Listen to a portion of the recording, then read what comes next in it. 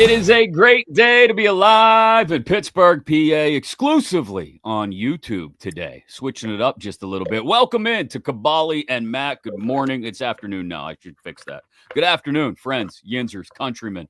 Kaboom's got a big old jug of what is that, iced tea? For the brand, baby. Oh, look at that. It's upside down, but that's okay. It was close enough. You tried. With those big old ice cubes. Follow us on social media at Kaboly+Mack because after the episode's over, we'll be giving away some more 412 gear for the shot 412 days of Christmas. I got to congratulate Steve, who won. What did Steve win? I got to ship this out. The Arnold Palmer shot 412 hat. Got to congratulate Matt from Williamsburg, PA, who won the beanies the other day, the winter hats just in time for the cold weather. Those are getting shipped out this afternoon as well. Today, well, with today's episode, what we'll do is all the clips that we post between now and game time from this episode, all you got to do is repost one of them and tag a friend. I don't care if you do it on X, if you do it on Instagram, TikTok, Facebook. Tag a friend in a repost of one of the clips from today's show. You'll see them on social media. You'll be entered to win. Are you ready, Kaboom? Today, this is different. We've been giving away clothing and stuff. Today, we've got the Shot 412 driver head cover. Look at that. It's what they call the trifecta. It's got little skull and crossbones for the Pirates. It's got little steel beams for the Stillers and little penguins on there too. You see that? So you get all three represented. And if you don't want to use it as a golf cover, the kids nowadays can use that as that oven mitt sliding. Yeah, look at that. See? Use that too. Right? Just lie to your kids and tell them it's a sliding mitt because they love to have the swag on when they play like in-house baseball because you got to have swag apparently. Rick said he just got his hoodie 15 minutes ago in the mail. He won last week with the Shot 412 days of Christmas here on Kaboly+Mack. We appreciate every single one. Oh, we actually give it away then, right? What do you think I do? I don't know. All I'm saying is Rick got it, so it's not like it's bullshit. We just give it away. Rick's all the way up in Canada, and we got him his hoodie like that. It's a 412. Okay. I mean, go on the website, support the local shops.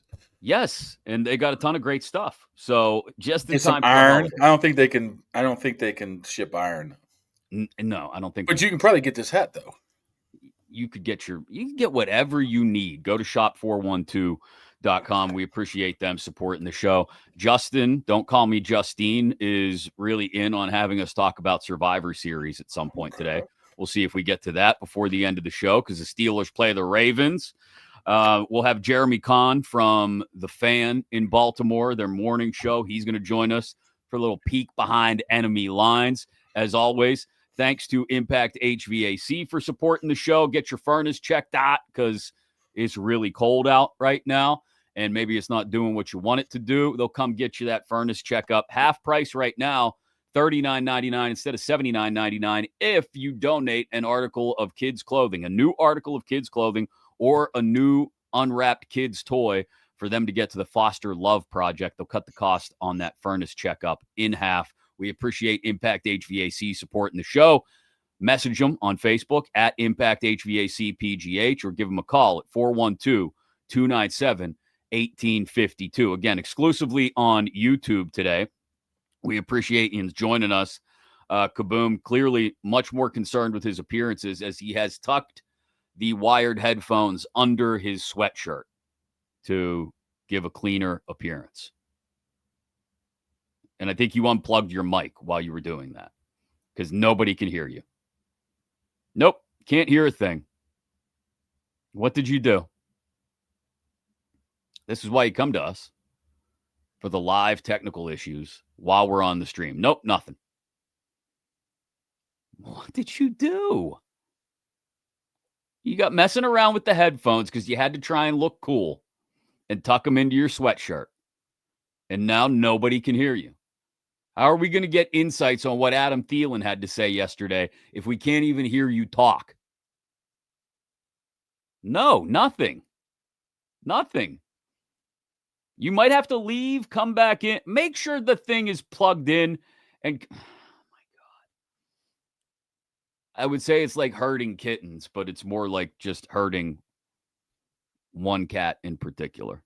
It's kaboom. It's what we've come to expect. So we'll talk about Steelers Ravens. Is there any level of confidence that any of us have that they can actually slow down Derrick Henry? Although the Ravens offense has been a disaster of their own making over the last 3 weeks. I don't think they've scored more than 23 in the last 4 weeks, maybe. All right, let's see if can we actually hear you now? I don't know. Can you? Yes. All right. Don't touch anything. Reboot. Control Alt Delete. Control Alt Delete. No, James. Penn State does not have a coach yet. It's an utter disaster. No, what? It's still not working. What's not working? You're fine. Don't touch anything. We can hear you and we can see you. Don't touch anything. Okay? Don't touch anything. Okay? It's a simple direction. Don't touch it. Wait. Oh God, what are you gonna do now? We want to get going here. All right, can you hear me? Oh, what did you do? I don't know what's going on here. Hello. I can hear you, but you screwed up the audio. Look, can you hear me? Barely. Oh my God. Shoot, that's not right. Oh, hello, you there? Yes, we can't see you now, though. You're frozen. Dear Lord. now he's just a spinning wheel. Jesus. We're going to get this off the ground. This plane is going to take off eventually. I think. He has no idea. Look at Carol trying to be nice. Oh, Lord, must be the cold weather. I don't think that's it, Carol. I appreciate you being nice and trying to support Mark in his time of need, but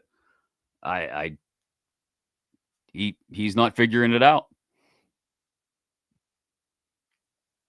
He's totally gone now. We don't even have the spinning wheel. You're right. This is prime Kaboly. This is Kaboom in all his glory right here. Thank you, James. Breaking news. Yes. According to sources, this is Carol. This is just like his car getting stuck in the grass in Latrobe. This is. Could you just stop touching stuff? I don't know what the hell's going on. Don't touch anything. I'm not. Okay? I don't understand what happened. I don't either, because I'm not there to hold your hand through this. But don't touch nothing. Okay? We got you now. Okay? Right, let's rock and roll then. All right. Apparently, Matt Campbell to Penn State is happening. I don't even know who Matt Campbell is. Iowa State coach. Wow, that's a home run. I mean, it's not a terrible hire. This isn't Brian Kelly or Brian Daboll. Whoa. Let's hear what you just said there. It's not a terrible hire. I realize what I just said. It's not terrible. He's made Iowa State a Big 12 contender on an almost annual basis in freaking Iowa State. So, you know what? If you were going to do this, what? You probably should have kept Jimmy Franklin.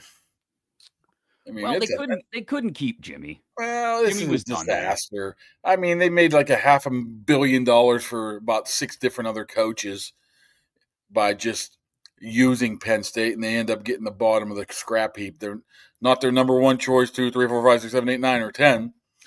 So if you're going to go that way, you either stay with Terry Smith or I don't know. To put it this way, this is as a outsider, you're more of an insider. Something tells me this is not moving the needle in University Park. I'll say this. It will move it better than I think simply sticking with Terry Smith would have moved it. Or, like I said, Brian Kelly or Brian Daboll or something like that.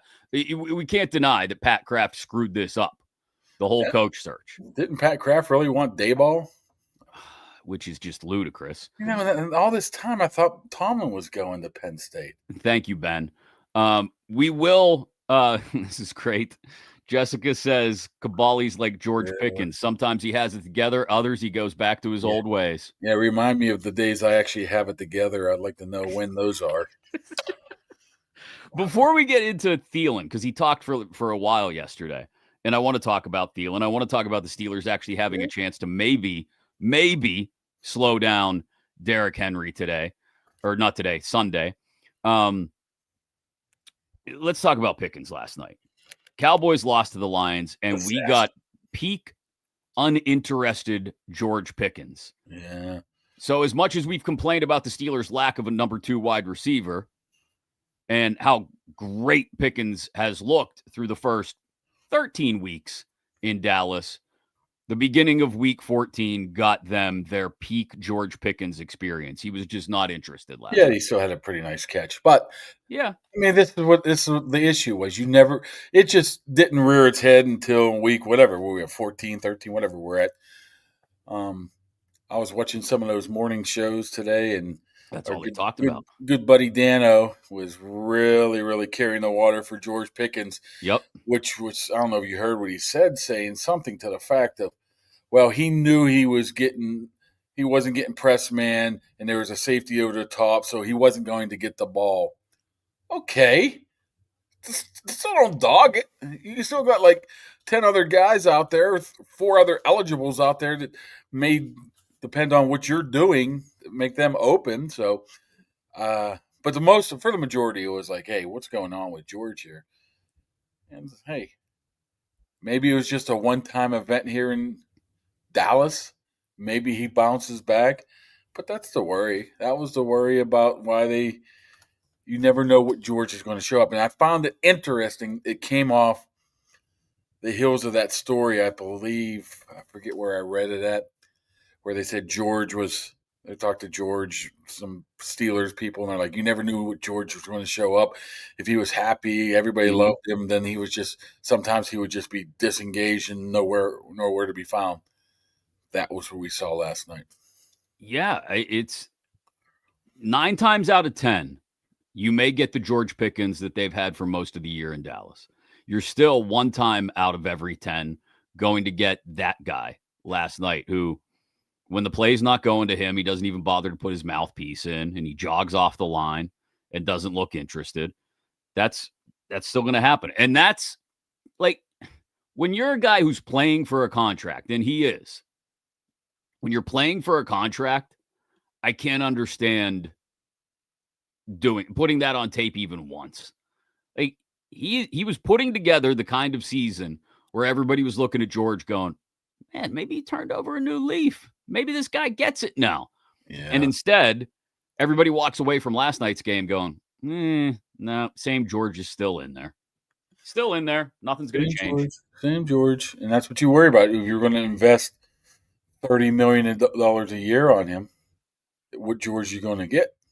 The problem is with the Dallas Cowboys is they're going to have to franchise tag him probably to keep him around, and you might get more of that George than what you want. When you franchise somebody, guess what, my man?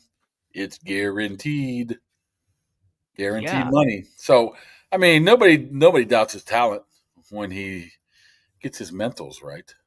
And hey, maybe he was just having a bad day, but we've seen it for 3 years now. So this is the 4th year, I believe, right? So yeah, the old tiger doesn't change its spots. Yes, tigers famously have spots. Leopards don't change their stripes. The Jaguars don't change their stripes. Thanks to our friends at Higgins Professional Painting for supporting the show.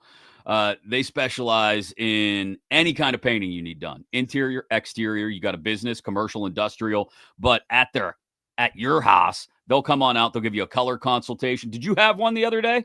Yesterday. How'd it go? Yeah,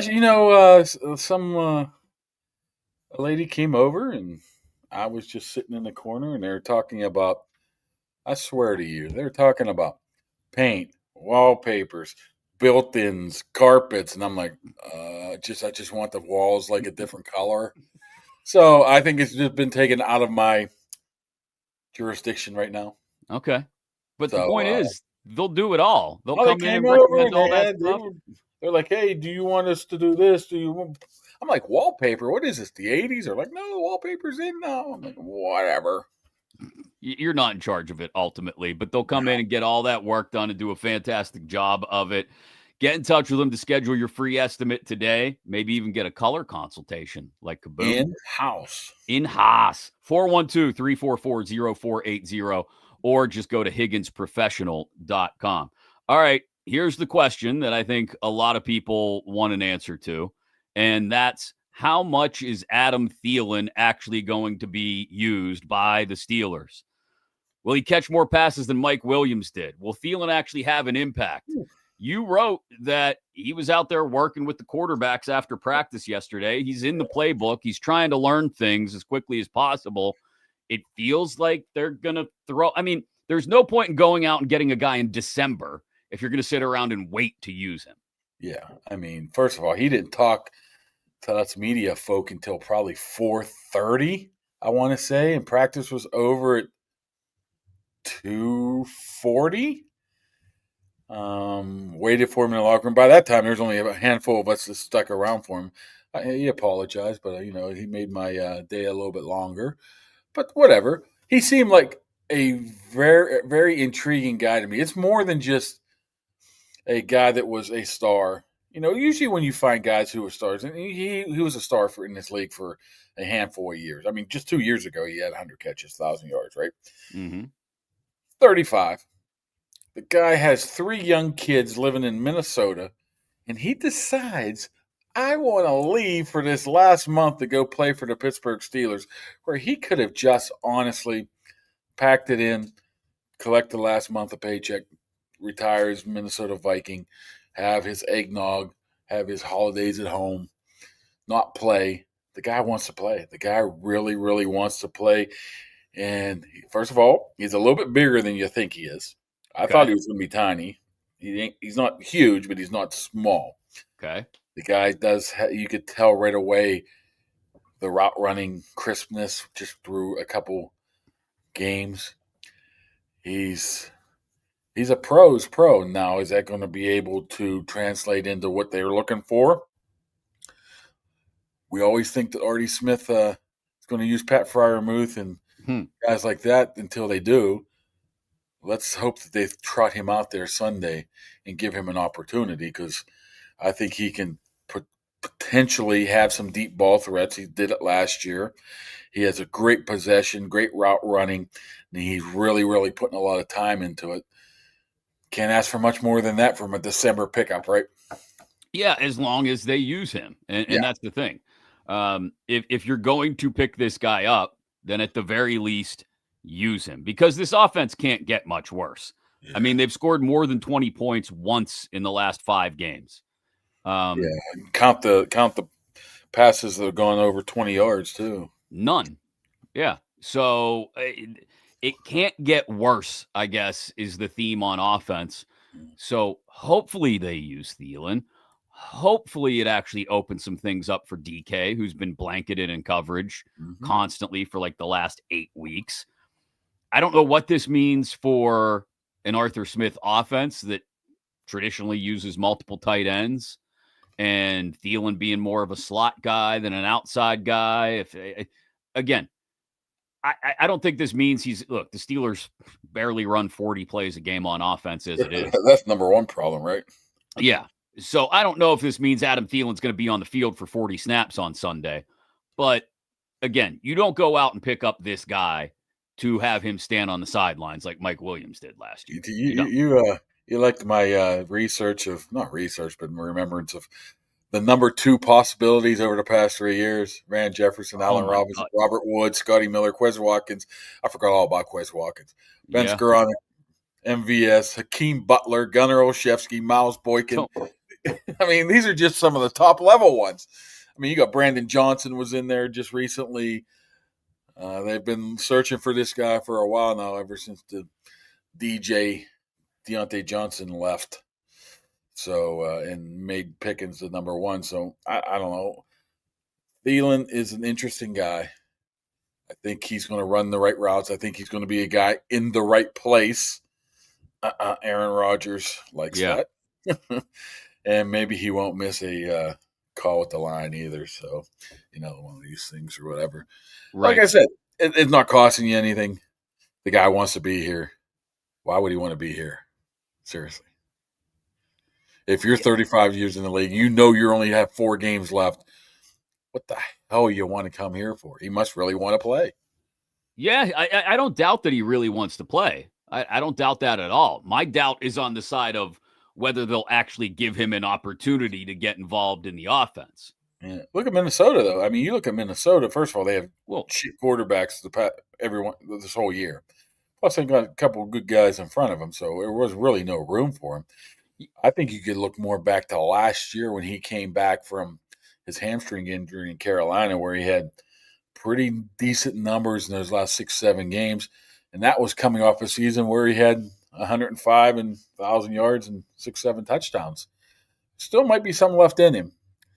Let's see if he's up to speed. Let's see how much they use him.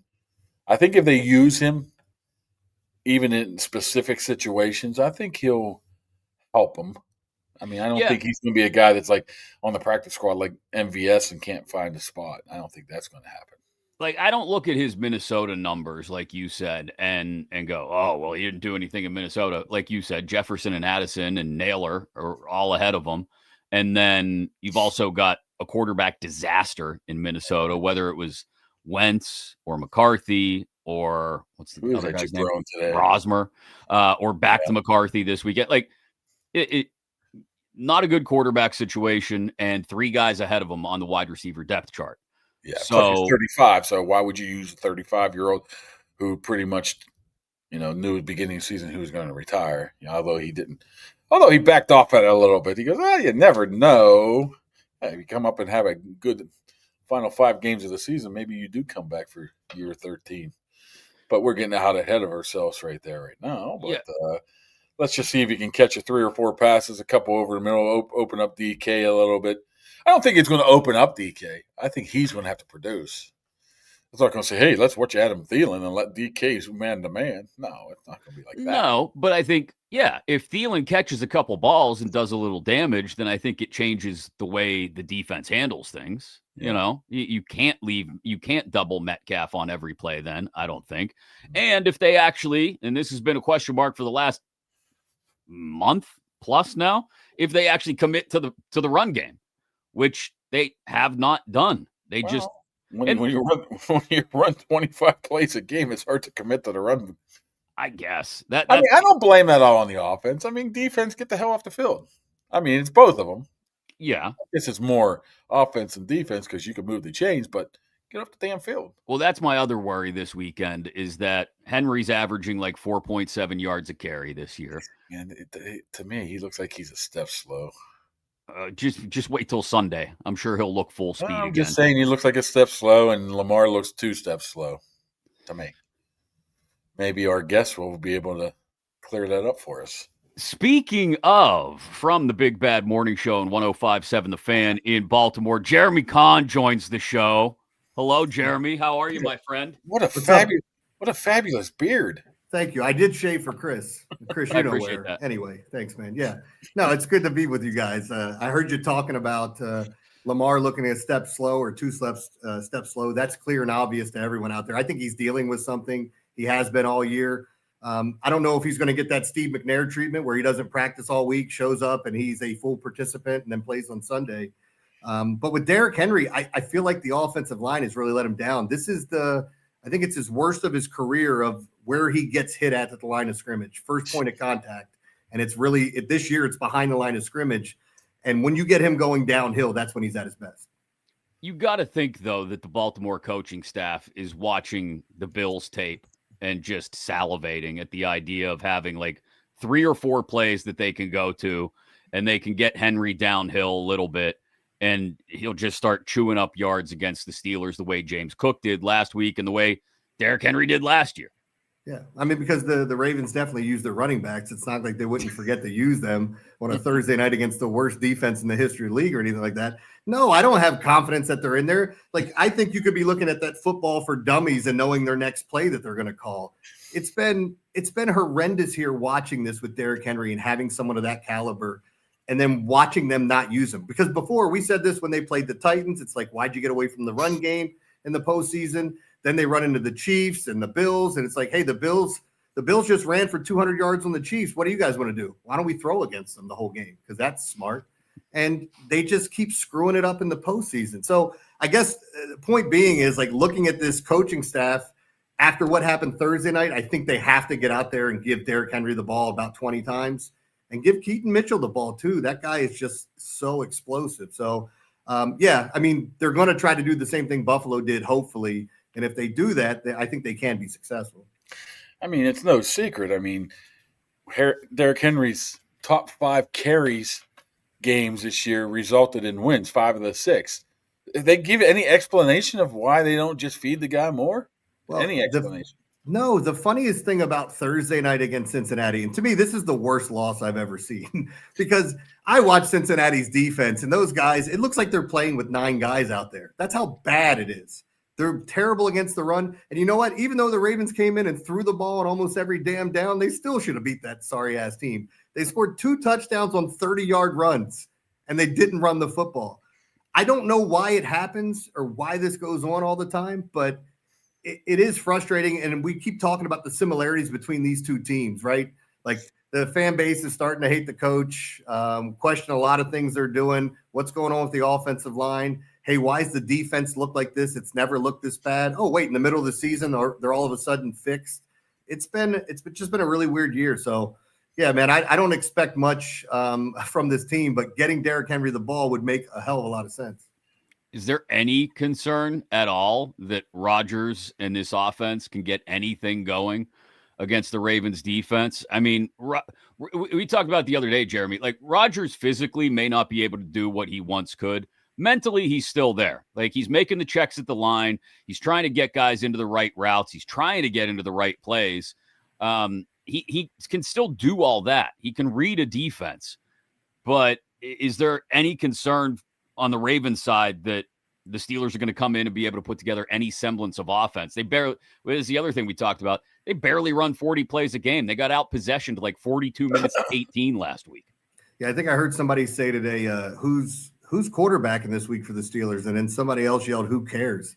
And again, like, I don't mean to say that to be dismissive, but, like, has Mason been better than Aaron Rodgers in your opinion? Or is it like, has it been close? Well, there's your answer. We both went. Well, put it this way: he could have won that Chicago game. I don't know when you were talking about how poor the effort was against the Bengals, the Ravens. Did you happen to watch that Steelers-Bills game? Yeah, I saw that. Was it 55 rushes, I think, or something ridiculous? Yeah, it was 30 of them were the same play. Yeah, same play.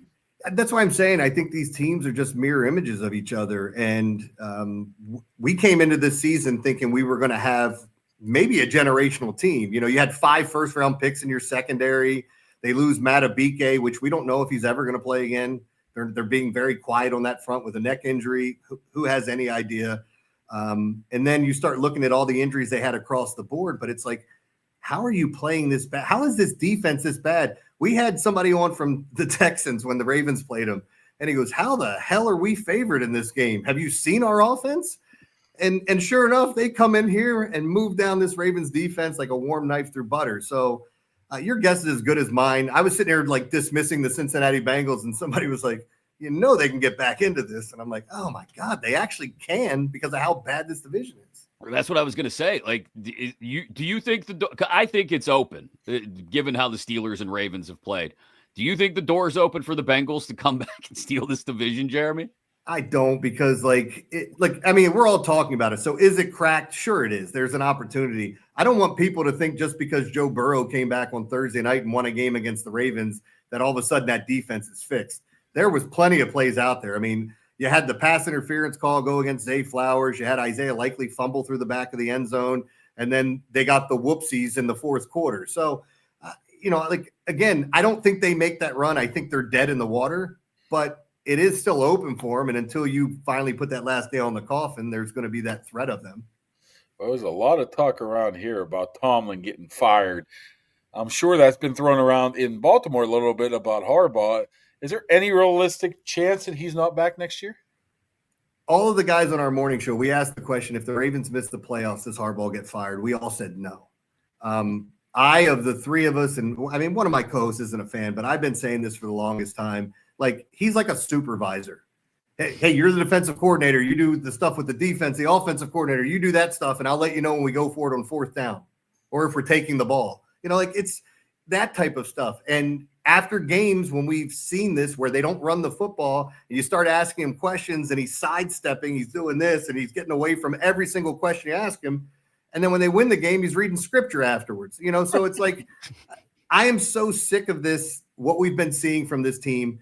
I felt like they've had the most talented team in football the past 3 years, and they haven't even gotten to the Super Bowl. This is a great comment. I got to pop it up for a second. Jessica said, look at what Hard Knocks has done to the AFC North. What are you talking about? I'm 24. Look at this. So with both teams looking as poorly as they have, Jeremy, somebody still has to win this game. And so when you try to look at it even-handedly, I mean, it might be the ugliest game, not just on the schedule this week, in this NFL all year. What is the prescription for either team to win this game? Is it just keep the ball away from the other offense? I mean, is either team capable of building any momentum in this game, in your opinion?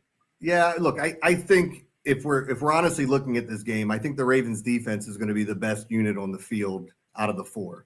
I can't believe I'm saying that with what this offense did last year and what they're doing this year. But with Lamar's injury and whether or not he can get the ball from point A to point B, sometimes it looks really ugly. Who knows? But I do feel like the Ravens, with a little extra time to get ready.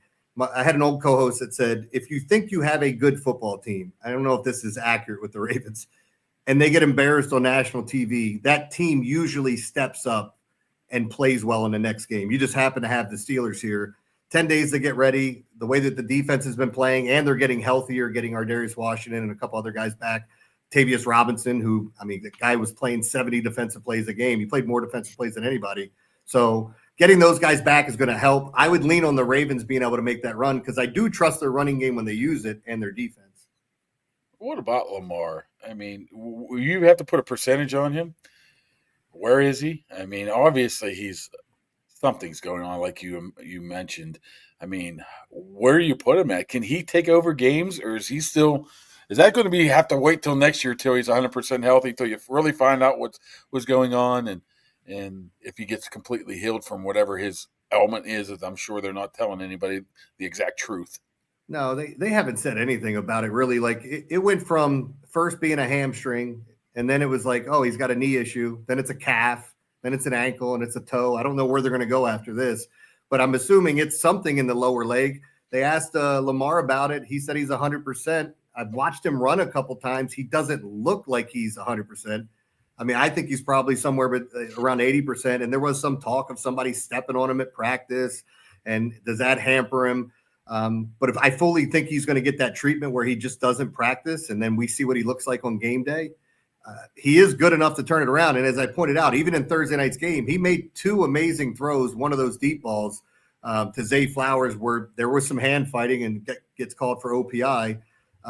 Maybe his numbers don't look as bad, but I'm watching a guy that I saw play last year have trouble getting the ball from point A to point B more times than not. So yeah, there is something off. I would say like 70, 80% maybe. I don't even know if that's good. Is there as much frustration around the receiving core in Baltimore as there is here in Pittsburgh? I mean, we're at the point where, all due respect, which means I can say anything I want now, they're bringing in 35-year-old Adam Thielen in December here in Pittsburgh. Is there as much frustration down there? Because Mark Andrews has had an up and down year. It's Flowers, it's Bateman occasionally. I mean, is there the same level of frustration there? Yeah, there is some. I mean, Bateman got hurt. The problem with this offense is there's so many mouths to feed, and the running game's got to be a big part of it. You have to have guys that are willing to buy in. Some of the things we heard is that like DeAndre Hopkins isn't happy with his role. He got more playing time when Bateman went out. Isaiah Likely, not happy with his role. Obviously, there were contract extension talks. That stuff stopped. Mark Andrews gets an extension now, and it's like that came out of nowhere. So I think with the receiving core, the biggest thing that we gripe about in Baltimore is how they use Zay Flowers. Zay Flowers has one touchdown on the season.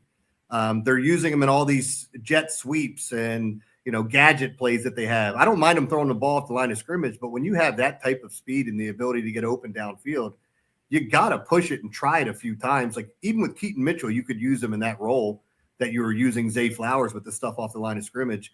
I think that's more of the problem. And look, in the history of this team, the Ravens have always struggled in finding wide receivers. For the first time in a long time, we felt we had a good offense. It just hasn't shown, I think, mainly because of Lamar's injuries and a weak offensive line. Speaking of that offensive line, those tackles, I can't even pronounce it. Rosengarten. Rosengarten. I remember, what was that movie? Rookie, whatever. Henry Rosengarten. Rosengarten and Stanley. Yeah. Obviously, the Steelers have pretty good edge rushers, on paper. Are those guys susceptible? How has their years have gone, those two tackles? I think the tackles have been better than the interior. Tyler Linderbaum coming up on a contract year. If you look at how he's grading out as a first-round pick that's expecting to get, $20 million a year or somewhere around there, he hasn't played like it. I don't think he's been awful. He just hasn't been what you expect out of a first-round center, especially in a contract year. Ronnie Stanley, he's been fine. He's been okay. Like you it's almost like you want to give him a pass sometimes when you go up against a Myles Garrett. Like you guys, the same thing with the TJ Watt, but you're going to look at a situation where I think Rosengarten's been their best offensive lineman because everybody and their mother, people's mothers have called into the show saying how much they hate Falele. This guy gets beat up more than anyone. I hope he doesn't listen to radio because he's got to hate everyone as well. He's one of those guys that he has such bad plays. You're like, is he being for real or is he blind? He whiffed on a block, like whiffed on a run play, and Keaton Mitchell still picked up 12 yards. So Falele's been getting beaten up. Voorhees can go back to Crystal Lake for all I care. We'll see if they start using Emery a bit more, but it's just been a who's who of nobody's in the middle of that line, and they've struggled. And I think it's been a big part of their issue this year offensively. So what is the view of the Steelers at this point in Baltimore? Is everyone looking at them saying, okay, this is prime, we looked at it, I guess 7 weeks ago, 6-7 weeks ago, and everybody said, well, the Ravens are going to come back and steal this division, and we expected it here. I don't know if it was expected back down there that the Ravens would come back in this divisional race, but is there any fear that the Steelers can hold on to this thing against the Ravens, or is it kind of like, the Steelers aren't the Steelers anymore? I mean, I think it's a little bit more of the meh, looking at the Steelers this year. I mean, I've been talking about them all season long saying there's just something off. It doesn't look like I can't tell you what's wrong with the defense from afar, but why are they getting gashed so much? And this is something too, where we talked about the Ravens and Steelers and this smash mouth football in the AFC North. And it's weird watching these defenses just get shredded in the run game. I don't think people are being totally dismissive. They understand that the odds have come out. Whoever wins this game has a 70-some% chance of making the playoffs. Whoever loses has got like 20-some%, and it vastly changes. But because everybody's been so bad, I don't care what those percentages are until they see the Steelers the second time. But I do think fans are confident in this game, maybe a little bit too much.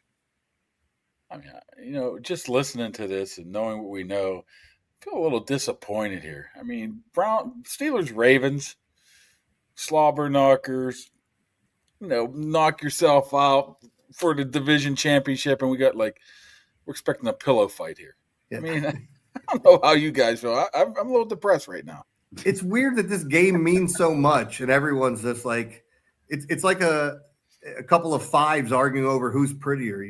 That's what it feels like. It's unbelievable to see these two teams where they're at. And again, the one thing I keep going back to, because the Ravens have Lamar, I feel like no matter what happens at the end of the season, they're still going to be here. The Steelers got to find their quarterback and figure out what the identity is going to be. But the Ravens struggle with that all year long. Once they made that trade for Alohi Gilman, they moved Kyle Hamilton to the line, closer to the line, like a monster back. That's when everything changed for them defensively as far as the run defense. But ultimately, you're right. We always say Steeler week. I don't know if you guys call it Ravens week up there, but some fans get mad. Why do you call it Steelers week? That's who we're playing. What do you mean? And we haven't been getting the calls of people, this rivalry, Steelers fans calling in and talking trash. We have a ton of them down here. It just hasn't been that way. It's more like, hey, you guys look better than we do. Ho hum stuff, like you pointed out. Man. So here's with us all in our depression about the Steelers-Ravens rivalry not being what it should be. I think I saw the stat earlier in the week. I may have even heard it when I came on your show, Jeremy. I can't remember. The first time since like 1999 or something that these two teams have met, and neither of them has had a winning record this late in the season.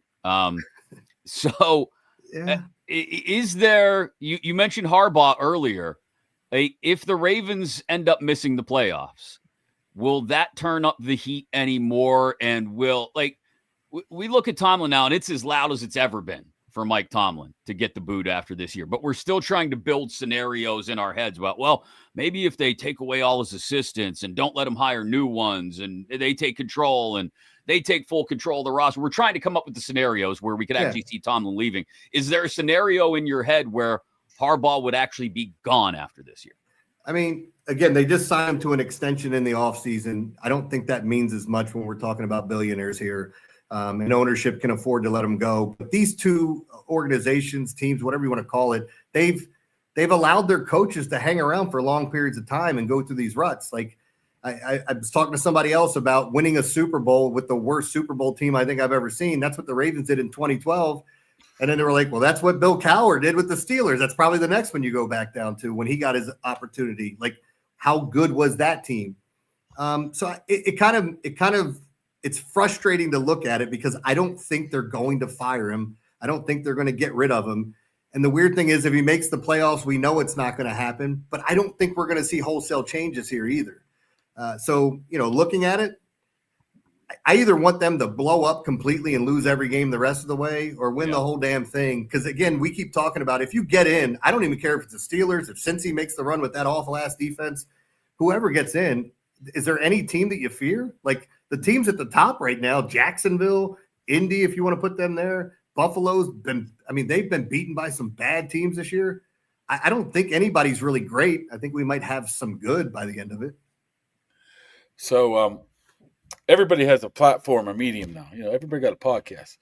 Here in Pittsburgh, former Steelers tend to be very vocal recently about the Steelers' misfortunes, the James Harrisons, the Ben Roethlisbergers. Is there anybody in Baltimore? Am I hearing you guys hearing Ray Lewis, Ed Reed, Elvis Gerback, whoever it is, Elvis Doomerville? What was his name? Was he on that? Yeah, he was on. Anybody are coming out publicly and saying, "Hey, this is not a Ravens typical team. What's going on?" You know what? Come to think of it, no, I don't hear much of it. I've talked to some of these guys behind the scenes, and I'm not going to name names, but yeah, they'll point fingers like, I don't like that. But when they get on the mic, they're not going to call them out. They're not, because I think some of it's the longevity. Now, there's a handful of guys that have no problem saying things. Go ask Bernard Pollard what he thinks about the Ravens. Even when they're good, he'll tell you some things. You've got some vocal guys. I think Ed Reed has no problem criticizing them. There have been some players this year that have talked about this team in specific and how bad it's looked, but not really going after Harbaugh. It hasn't been the case. I think the media has gone after Harbaugh more than anyone. All right, Jeremy, before we let you go, like I said, somebody's got to win this game. So give us a pick. Not really. No. 10-10 tie, right? Who wins this game? Give us a winner and give us a score. Yeah, I think I had 27-17 Ravens. Maybe I'd feel different if it was in Pittsburgh. I keep watching Lamar and you're almost waiting. It's like, come on, put on the cape. What are you doing? Why are you playing like that? Come on, let's see. Like, he's going to just show up in one of these games. But until I see that, like, I could see anything happening in this division, but I do think the Ravens win this game on Sunday. All right. God, dark days in the AFC North. At least we got baseball. Oh, wait a minute. You had to do that, didn't you? Hold on. My Orioles sucked. Hey, at least we got ML. No, what is that called? Division C soccer. Yeah, there you go. There you go. They're national champions. At least we got a girls' volleyball team at Pitt. I don't want to know why you're paying attention to Pitt women's volleyball. I really don't. I think I am. There's nothing wrong with watching women's volleyball. You have to take a deep dive. You got a deep dive to find some something to cheer about in Pittsburgh these days. As long as you're not watching it alone in a dark room. It could be worse. You could be just hire an Iowa State guy as your head coach at your alma mater, right? Shut up. Nobody asked you. All right, Jeremy, we appreciate you joining us and getting stuck in the middle of our argument for a couple minutes, too. Enjoy the game on Sunday as much as you can. Maybe we'll catch up again at the end of the year when these two meet again, if anything's on the line. Anytime, guys. Great seeing you. I would say good luck. If you guys win, please win the rest of the way out, and so the Ravens can lose out. You know, if you guys lose, keep losing. Yeah.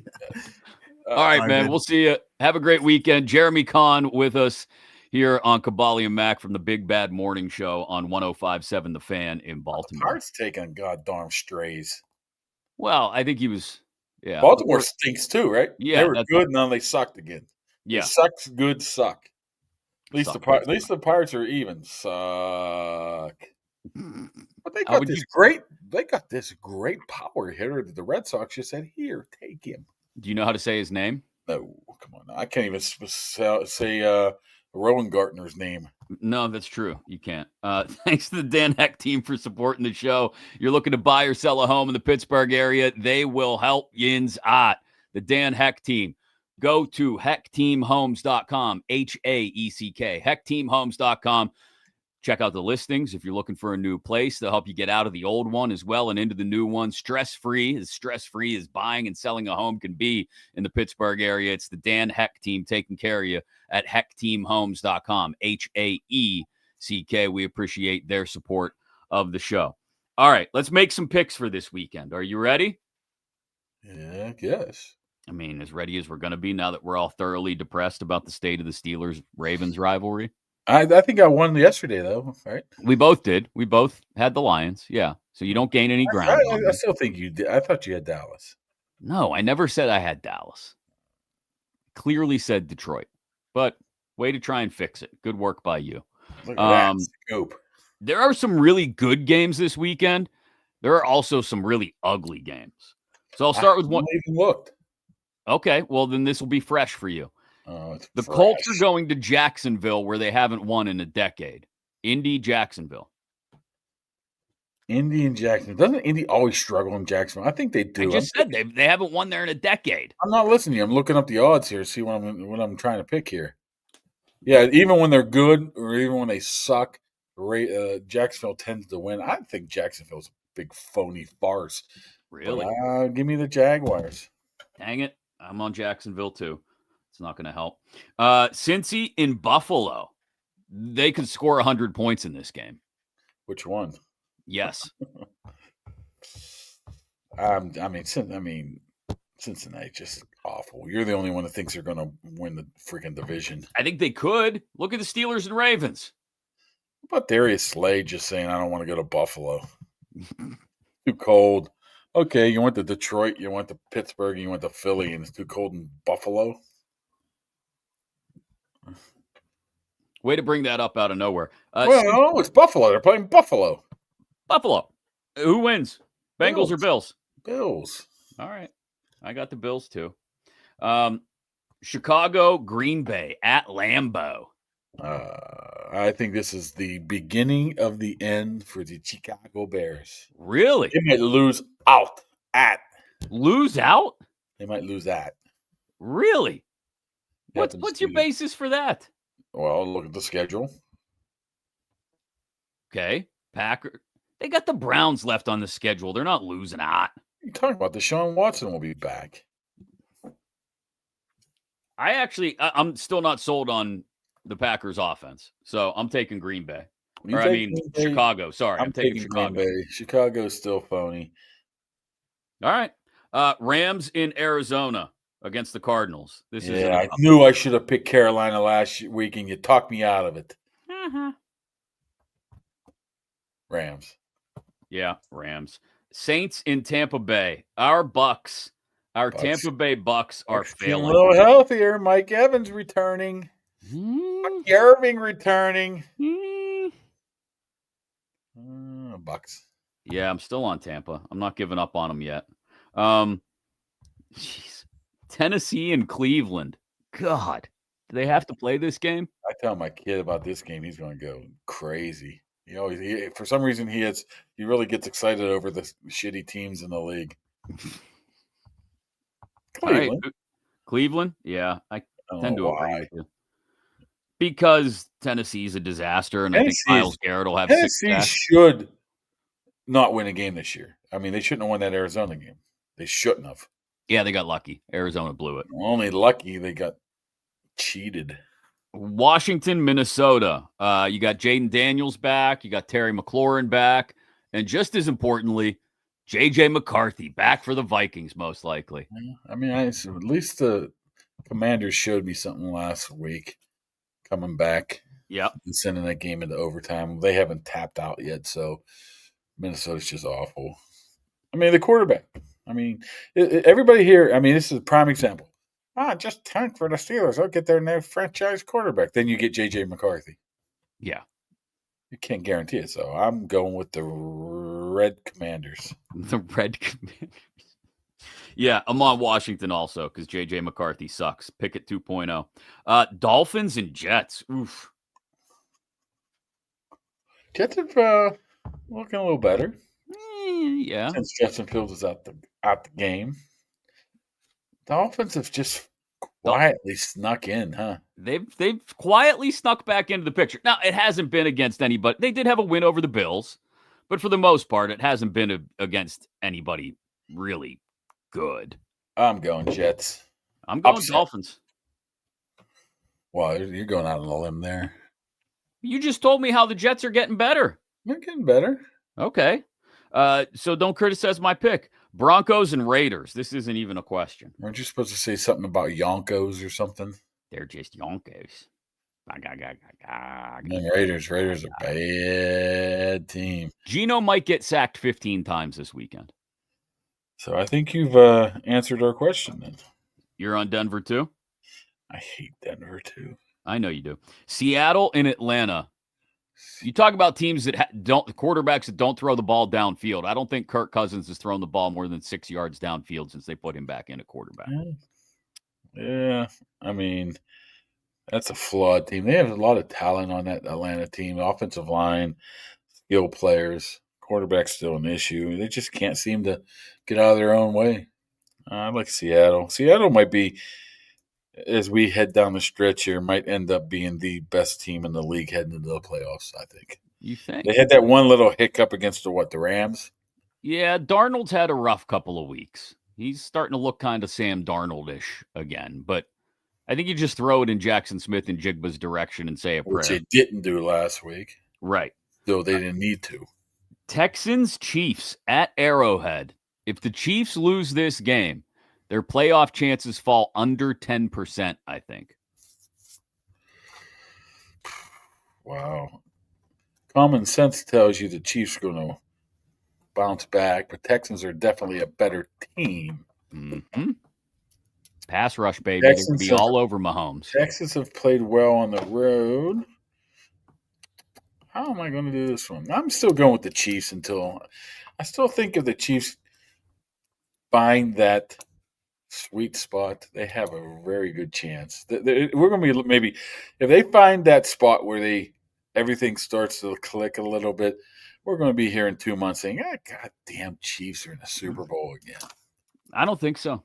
I think they're done. I think they're cooked. I think Texans basically bury them this weekend.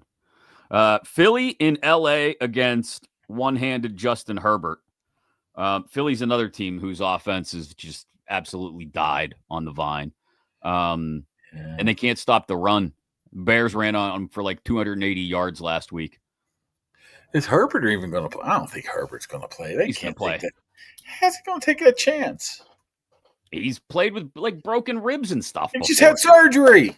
I know. He's been a full participant in practice all week. I'm going with the Eagles. Eagles? So am I, unfortunately. I see how you try to, swerve there, try to get me to change my mind. Then you just, the Chargers. Then I'll take the Eagles. Sometimes it works. All right. Steelers, Ravens, Sunday afternoon in Baltimore. Ravens, easy. I won't pick the Steelers the rest of the year.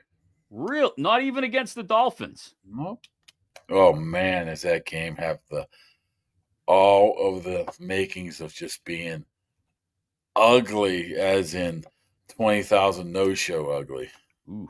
Oh yeah, it's a Monday night. Yeah. And Dolphins, there's no such thing as a Dolphin fan No. outside of like Miami, maybe even in Miami. So they're not going to be traveling to Pittsburgh in December. A lot of yellow seats. It's going to be a lot of empties on a Monday night, especially if they lose, especially if they get whipped. There might be more than 20,000 no-shows. There might be like back circa 2003, late in the season when they were 6-10, got eliminated. And I think the Raiders came here and there was like nobody there. Nobody. Gonna look like a pit game. Yeah, I mean, I just can't trust the Steelers enough to pick them right now. I just can't, especially on the road, especially against the Ravens. Give me a score. I think it's going to be somewhat low scoring, 24-14.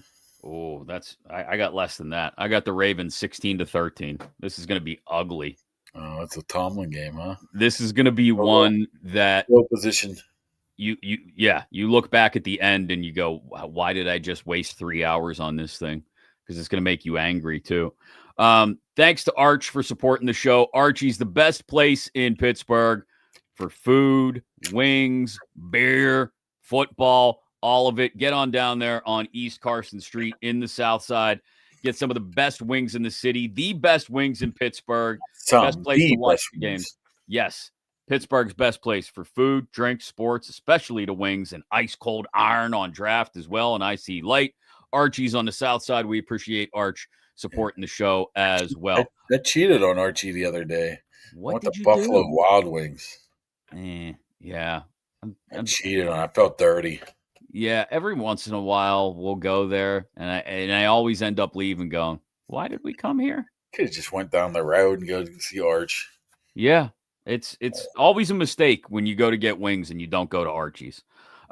Real quick, Justin, don't call me Justine, wanted us to talk about Survivor Series, which was last weekend. You want to talk about the Saturday night main event? The Cena garb just came out today for the final ride, final match. You know, nothing like a $78 hoodie. Good God. It's a pretty nice hoodie. Survivor Series. Who's the guy in the black hoodie? Who's the man in black? Go read my story, my man. It was up on the website. You have lots of possibilities listed. I named 10 of them. Not my number one possibility is Randy Orton. Really? Yeah.